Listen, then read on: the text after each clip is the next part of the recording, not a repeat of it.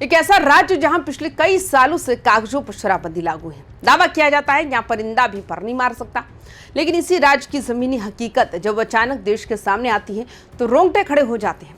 जरा सोचिए, जिस सूबे में सूबे के कैबिनेट मंत्री की गाड़ियों का काफिला सुरक्षित ना हो, जहां सरेआम पुलिस की गाड़ियों पर लाठियां और पत्थर बरसने लगे, उस सूबे की आम जनता खुद को कितना महफूज समझती है। बिहार के दो अलग अलग कोनों से दो ऐसी तस्वीरें सामने आई जिन्होंने पूरी सम्राट सरकार की कानून व्यवस्था को हिलाकर रख दी। एक तरफ नेपाल सीमा से सटा मधुबनी जिला, जहां सरकार के कद्दावर मंत्री के काफिले को घेरकर अचानक बांस, बल्लों और पत्थरों से हमला कर दिया जाता है। वहीं दूसरी तरफ रोहतास जिले का एक गांव, जहां अवैध शराब की सूचना पर छापेमारी करने पहुंची पुलिस टीम पर ही पूरा का पूरा गांव टूट पड़ता है। दरोगा लुलुहान हो जाते हैं। जवाबी कार्रवाई में लाठियां चटकती है और अस्पताल की गैलरी चीख पुकार से गूंज उठती है। इन दोनों सनसनीखेज वारदातों ने बिहार में प्रशासनिक इकबाल पर एक बहुत बड़ा सवालिया निशान लगा दिया। सवाल यह है, आखिर बिहार में शराब माफिया के हौसले इतने बुलंद कैसे हो गए कि उन्हें अब खाकी वर्दी और लाल बत्ती का भी खौफ नहीं रहा। शराबबंदी वाले बिहार में चल रहे इस समानांतर सिंडिकेट का पूरा सच आखिर है क्या? नमस्कार, आप देख रहे हैं YBN बिहार झारखंड। मैं हूं आपके साथ मुदिता त्रिपाठी।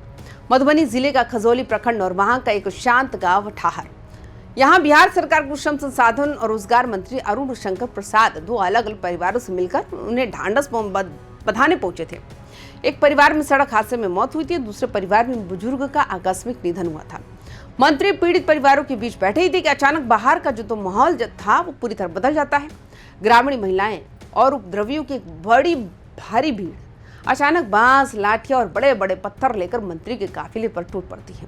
सुरक्षाकर्मी तब तक कुछ समझ पाते तब तक पत्थरों की बौछार से मंत्री की गाड़ी के शीशे पूरी तरह चकनाचूर हो जाते हैं।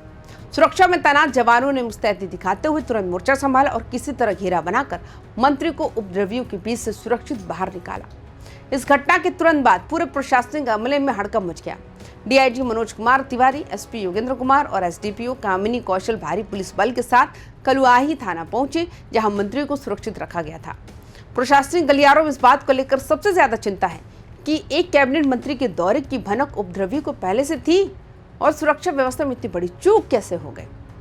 घटना के बाद प्रशासनिक अधिकारियों और मीडिया से बातचीत में जो इनसाइड स्टोरी निकलकर सामने आई है वो बेहद चौंकाने वाली है।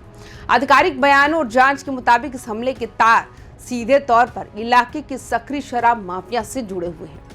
इस हिंसक वारदात के पीछे एक सोची समझी साजिश की आशंका जताई जा रही है, जिसे स्थानीय स्तर पर अवैध शराब के सिंडिकेट को चलाने वाले अपराधियों ने अंजाम दिलवाया है।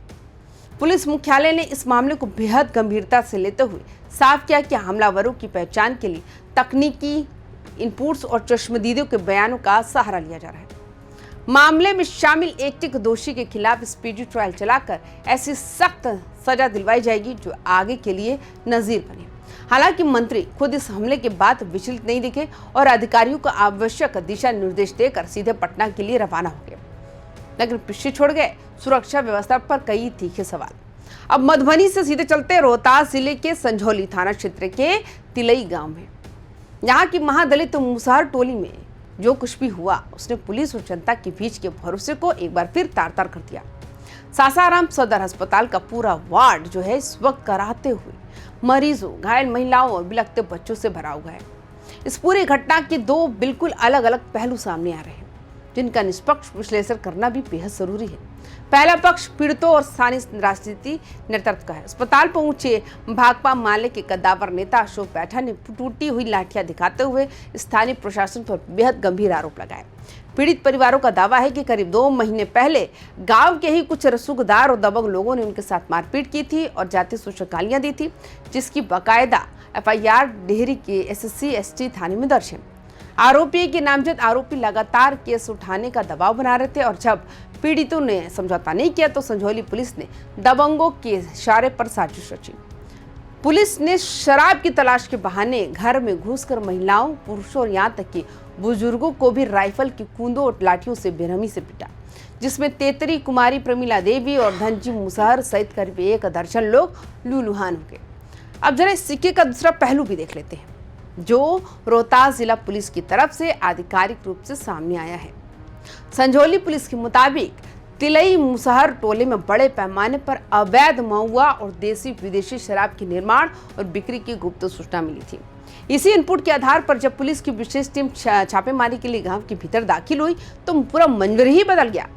पुलिसिया रिपोर्ट के अनुसार जैसे ही तलाशी शुरू हुई, शराब माफिया से जुड़े दर्जनों तत्वों ने पूरी टीम को चारों तरफ से घेर लिया। छापेमारी का विरोध करते हुए पुलिस बल पर लाठी डंडों और पत्थरों से जानलेवा हमला तक कर दिया गया। इस हिंसक झड़प में ड्यूटी पर तैनात सब इंस्पेक्टर अशोक कुमार गंभीर रूप से जख्मी हो गए, जिनका इलाज चल रहा है। जिला पुलिस ने लाठीचार्ज के तमाम आरोपों को सिरे से खारिज करते हुए स्पष्ट किया कि जब भीड़ ने पुलिस टीम पर पथल हमला किया तो आत्मरक्षार्थ और स्थिति को नियंत्रित करने के लिए केवल हल्का बल प्रयोग किया गया था, ना कि किसी के दबाव में कोई कार्रवाई की गई। इस घटना के बाद रोहतास का सियासी और प्रशासनिक पारा 7वें आसमान पर पहुंच चुका। मामले की गंभीरता और बढ़ते जनाक्रोश को देखते हुए रोहतास के एसपी रोशन कुमार ने खुद इस पूरे मामले की कमान अपने हाथों में ले ली। उन्होंने मामले की निष्पक्षता को बनाए रखने के लिए अंचल के एसडीपीओ विक्रम जंग को ऑन ग्राउंड जांच की पूरी जिम्मेदारी सौंप दी। तो दोस्तों, इन दोनों घटनाओं को अगर हम एक फ्रेम में रखकर देखें तो बिहार की एक बहुत ही भयावह तस्वीर उभरती है।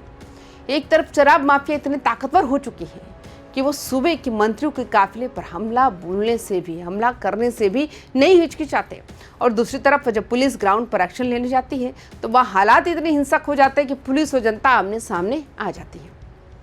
ये पूरी स्थिति इस बात का साफ संकेत है कि बिहार में शराबबंदी कानून को लागू कराने की जो जमीनी रणनीति है उसमें कहीं ना कहीं बहुत बड़ा झोल है। स्थानीय स्तर पर पुलिस और माफिया के बीच का जो गठजोड़ है वो अक्सर गरीब बस्तियों को निशाना बनाता है, जबकि बड़े सिंडिकेट चलाने वाले किंगपिन से बच निकलते हैं।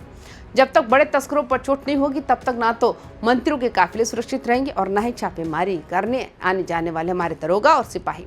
तो आपकी क्या अपनी राय है? क्या आपको लगता है कि बिहार में वाकई शराब माफिया की गुंडई चरम सीमा पर पहुंच चुकी है?